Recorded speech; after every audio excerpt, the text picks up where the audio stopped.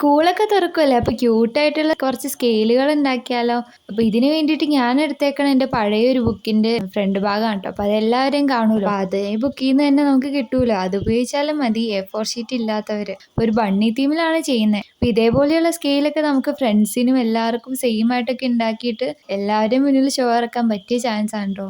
പിന്നെ സ്കെയിൽ എപ്പോഴും കാണാണ്ട് പോണ പതിവുള്ളത് കൊണ്ട് സ്കെയിലൊക്കെ ഉണ്ടാക്കി വെക്കുന്നത് നല്ലതായിരിക്കും.